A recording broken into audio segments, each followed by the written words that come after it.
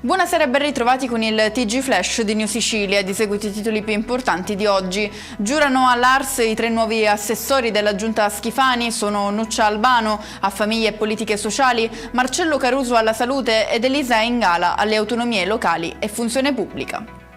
Arriva lo stop del TAR al mega parco eolico che doveva essere realizzato nei territori di Canicattì, Castrofilippo, Naro, Favara ed Agrigento. Il Tribunale amministrativo ha dichiarato inammissibile il ricorso che la società realizzatrice aveva presentato a seguito del parere negativo espresso dalla Soprintendenza ai beni culturali ed ambientali di Agrigento. Il motivo è riconducibile al significativo impatto ambientale dell'opera. Scoperto dalla Guardia di Finanza a Catania un articolato sistema di bancarotta fraudolenta, evasione fiscale e autoriciclaggio a opera di 2 imprenditori cinesi con la complicità di un commercialista catanese e di suo figlio. Disposto il sequestro di attività commerciali e disponibilità per un valore complessivo di circa 6 milioni di euro.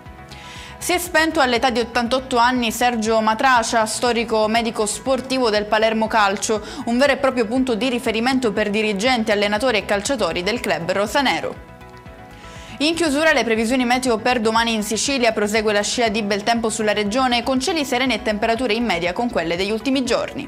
E con questo è tutto, prossimo appuntamento domani alle 13:30, grazie per averci seguito, buon proseguimento di serata.